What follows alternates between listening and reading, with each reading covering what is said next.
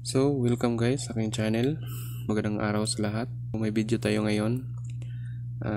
Tuturo ko sa inyo, ibabahagi ko sa inyo kung paano ito gagawin. Sundan nyo lang, panoorin lang hanggang dulo. Una nyo gagawin guys, kukuha lang kayo ng main cord niya. Ito. Sinukat ko to. Nasa 12 cm pero nasa sa inyo na yan guys kung gaano ba kahaba o kaiksi yung gusto nyo. Basta ito 12 cm or 10 cm. So hindi pa nakapanood kung paano gawin ang Celtic button nut, ilalagay ko na lang yung link sa description.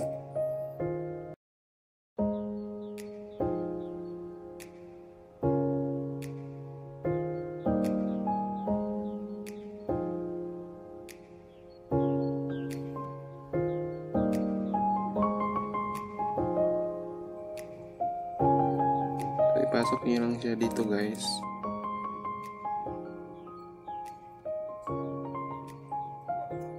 Para maging ulo niya. Ito yung gagawin nating ulo.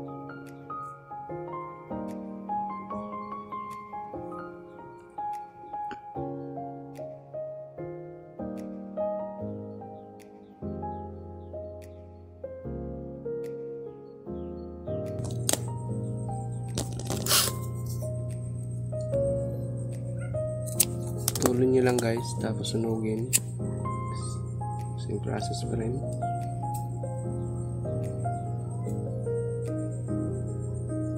Ito na yung silbing ulo natin guys.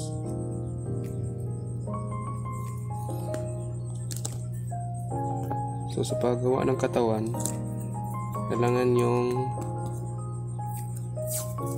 lagyan ng tape para di kayo mahirapan. Ito sa dulo. Ito rin.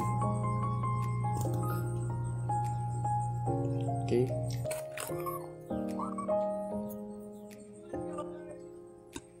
Lever nyo rin guys.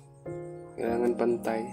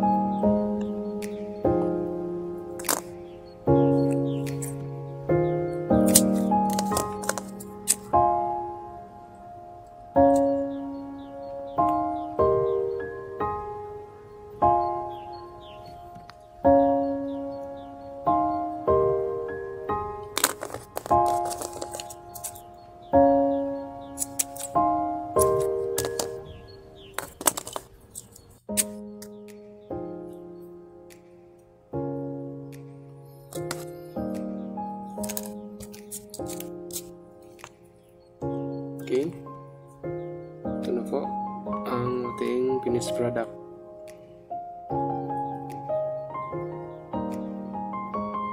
Kung nagustuhan niyo itong video guys, huwag niyo kalimutan mag-subscribe. Huwag niyo rin kalimutan i-click ang notification bell para updated kayo sa mga bago kong videos.